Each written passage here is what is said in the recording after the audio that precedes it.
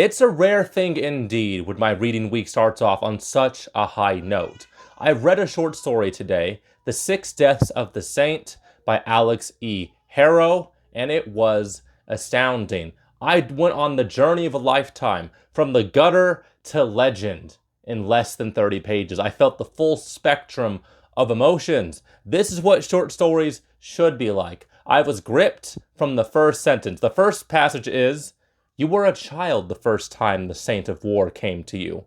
And I was stuck to the book. I finished it in like 20 minutes.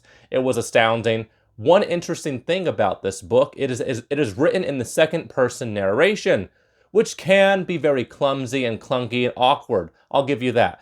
I love a story told in the second person, but this is the first time I've ever read a book in the second person where it was completely seamless, completely flawless, where I had no trouble following the story. A lot of people complain about second person narration, and I think one thing that makes it easier for me to like follow along and for me to be immersed in the read, I just imagine that I have amnesia and the narrator is telling me what I did while I in the part of my life where I can't recollect anything. It's almost like when you're partying out with your friends and you've had a few too many drinks and you wake up and you're not sure what happened, and then you ask your buddy like, "Yo, what'd I do last night?" And then he tells you and you're surprised because, "Oh, that doesn't sound like me." That's what reading this book was like. I was a hero. I did very epic things. And the ending was chef's kiss, incredibly cathartic, all in less than 30 pages. I picked this short story up on a whim because a book talker that I like recommended it. So it inspired for me to read a different short story every day of this week for this vlog, as well as reading a few chapters of The Stand. I want to read at least 300 pages of The Stand. So we'll see how that goes. I also plan on picking up a few volumes of The Boys, the comic book, The Boys. I have 11 volumes left. We'll see how much more progress I can make through that series. I have a very good feeling about this week. Now let's see how it goes. Tuesday, welcome to another episode of I'm Too Lazy to Put a Shirt On Before I Film. The short story I read today was The Cleaners by Ken Liu. Ken Liu is better known for his Dandelion Dynasty, which I have not read, but after reading this short story, I am more inclined to give that massive series a try. The Cleaners had a very interesting premise. In this book, memories leave behind a residue. So whenever you're holding an object and you feel a certain memory or you feel a certain emotion, it leaves a residue. And almost everybody can feel and pick up on that residue. So if I pick up someone's phone that had anxiety and depression, I would feel an inkling of that emotional turmoil, an inkling of that pain. And that's a very interesting concept, the idea that memory can leave like waste. When you think about like pollution, think about memory pollution. When you think about cleaning, think about cleaning off memories. That way, when you touch something, you don't have to be forced to feel those associations. The main characters of this short story, there are three of them. One is an individual who has no reaction to memory residue, and he's weird, so he makes a living out of removing harmful memories from objects. He's a cleaner. And the other two point of view characters are sisters, and they are hypersensitive to their memories. And there's kind of a debate at the center of the short story, like, is it better to dwell on your past? Is it better to have your memories have a hold on you, to help them and have memories that help you inform your decisions for the future? Or is it better to live fully in the present, unable to associate objects and past experiences of what you're feeling now? And I think I'm someone that enjoys nostalgia. I love looking back on my past and being able to remember the good feelings as well as the bad. The good feelings, I'm happy to remember them. The bad feelings, I'm happy with what they did to shape the individual I became today. And I do really wish this short story was a full-length novel because I found the premise to be very interesting. And I really like the ideas that Ken Liu presents in this short story. Very thought-provoking. Definitely one of the more interesting ideas I've had dealing with the whole concept and idea of memory. Because memories and trauma and our past really direct what we do in our future, really directs the person, really helps inform the person we are in the present. And this short story really captured that. One thing that Ken Liu touches on that I really liked is that whenever you remember something, it's always different when you look back on it, every time you look back on it. because you're a different person every day. You become a better or worse version of yourself every day. You're always adapting, you're always changing, you're always evolving. So a memory from your past could have a good association at one point in your life, then have a negative association at another point in your life. And he captures that in a very real, in a very tangible way. Because I think a lot of growing up is looking at moments from your past and being like, that actually wasn't a happy moment. Perhaps it's actually a very scary moment, but because of the person you are now, because of the vantage point you have right now, you could see that past experience in a different way. Really good idea. So today I finished Summer Frost by Blake Crouch. Blake Crouch wrote my favorite trilogy of all time, The Wayward Pines, and Summer Frost was another great thriller. Basically combined Free Guy with Flowers for Algernon, and that's kind of the plot, or that's kind of what the story is about. It's about an individual who becomes obsessed with the AI that they created as this AI grows in complexity and grows in power and grows in intelligence. Obviously, there's a commentary about the dangers of AI and the dangers that presents for the future and possibly for the human race. You know, a lot of people from my generation are terrified of AI and sentient machines because, Terminator and all those types of movies. But yes, Summer Frost, really, really damn good. Perhaps as good as The Six Deaths of the Saints. 2 5-star short stories in 3 days. That's pretty damn awesome. Thursday, the short story I read today was The Hillside by Jane Smiley. And so far, it's my least favorite short story of the week. It wasn't bad, just wasn't great like the other ones. This one tells the story of Earth after mankind. We have destroyed the Earth. Think like Planet of the Apes, like humans are stupid, they're uninvolved, they're learning, like they're rediscovering fire. And the animals, they talk, they have society, they have civilization.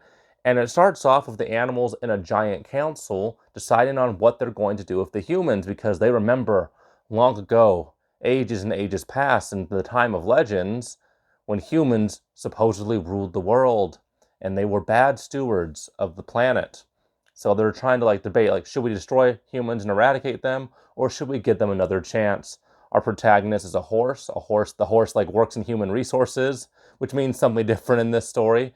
Basically, these horses look after the humans, safeguard them, make sure they don't destroy themselves or destroy and hurt other animals. And the author is definitely glorifying nature in a way that I feel like a lot of people in the present day do. I love animals. I was vegetarian for 5 years. I have a great respect for animals. But the whole, we don't deserve animals, or nature is just so gentle, and all that jazz, it's just not true. Nature is brutal. Nature is ugly. Nature is insidious a lot of the time.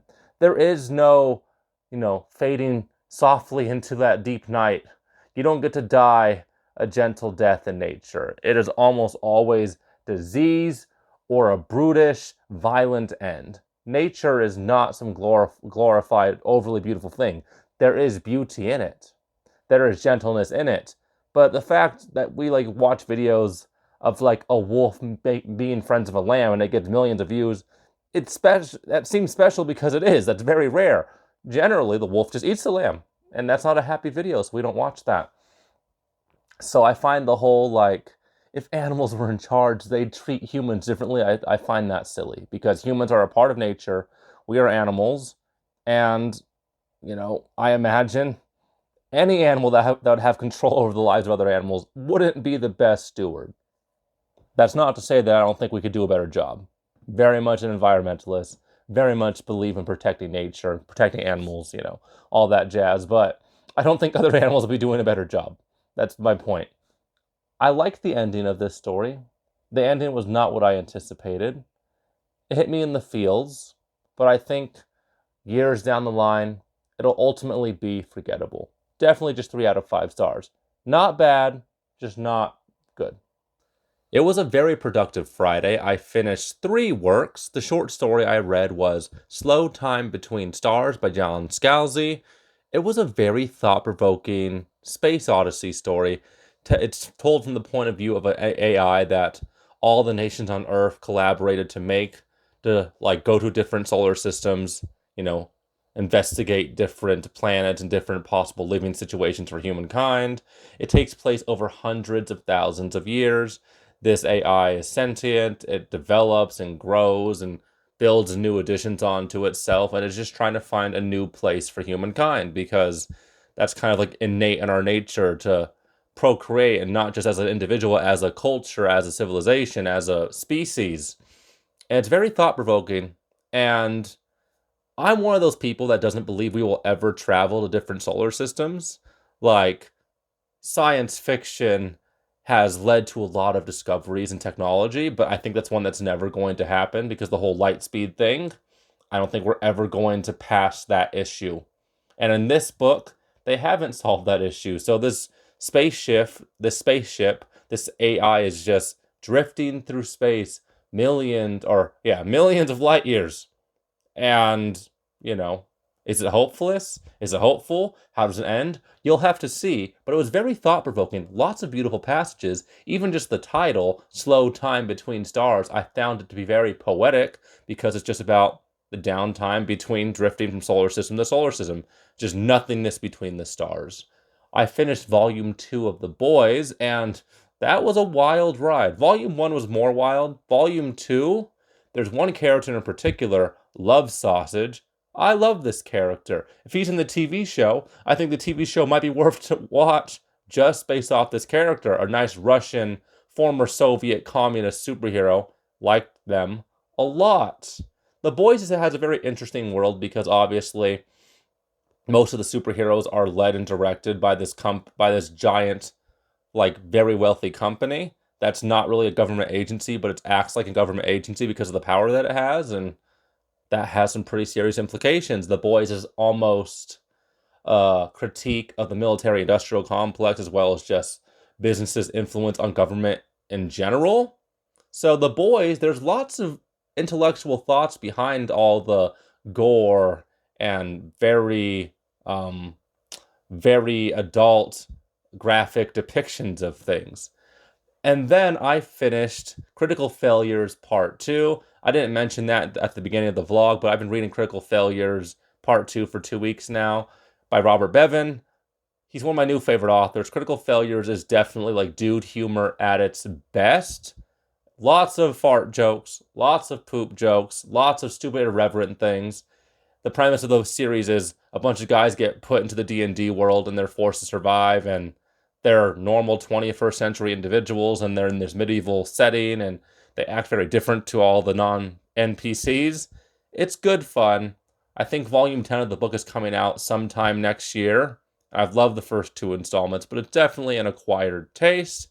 Now I just got to read 2 more short stories and get about 220 pages more of The Stand read, and this week will be a perfect week. Today I read These Alien Skies. It's a work of Afrofuturism, and I'm not going to lie, Afrofuturism is a subgenre of science fiction I've always had a hard time relating to. Maybe it has something to do with me being raised by the white side of my family, feeling a sense of disconnect from my black roots and my African-descended roots. But this is the first time I've read a work of Afrofuturism where it truly hit me in the feels. And I'm quite happy about that. Maybe that has something to do with me growing as an individual. Maybe it has something to do with me helping to raise black children, feeling more in touch with my roots, feeling more in touch with my descendants, my ancestors, if you're feeling dramatic. But Afrofuturism is special because a lot of black authors, a lot of people from the black diaspora started writing Afrofuturism because they looked back at the past of African-descended people, and they see a lot of oppression, they see a lot of violence, they see a lot of evil. And it's very easy to lose hope about that. It's very easy to be like, if these are our roots, if this is what has happened to us across hundreds and thousands of years, what hope do we have for the future? So Afrofuturism is a subgenre of science fiction where the black diaspora, goes to the stars, goes to a future where they're not oppressed anymore, goes to, another reality where they don't have to face the realities and histories of oppression they've faced, like, in this world, on this timeline.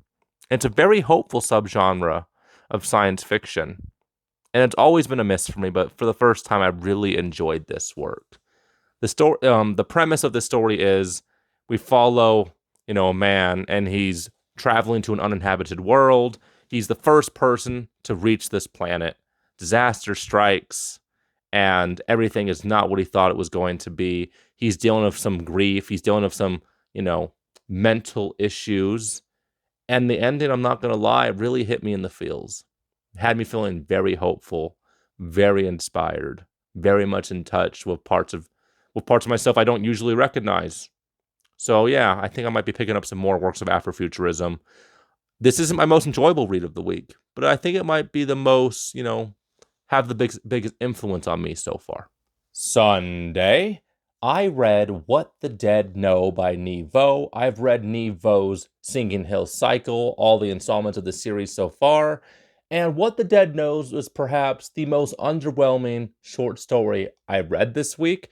It wasn't bad, but I would just give it 3 out of 5 stars.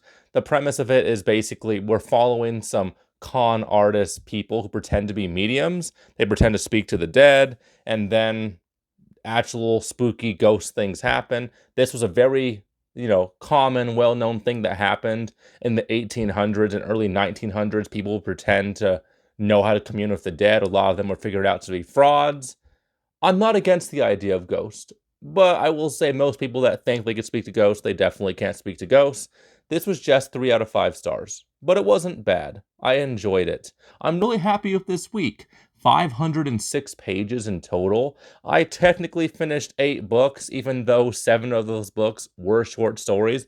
I only read about 150 pages of The Stand, but The Stand is the only book on my TBR for this month that I'm definitely going to finish. So I have 21 days left to finish The Stand.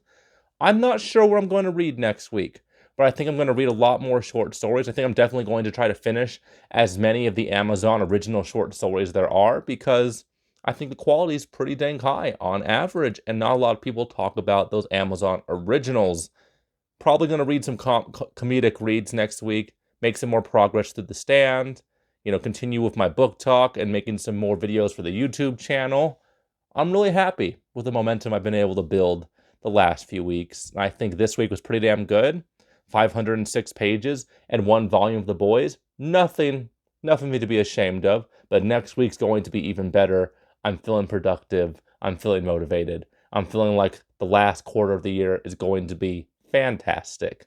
Thank you guys for watching my vlog where I read and I think about things, and I'll talk to you guys next time.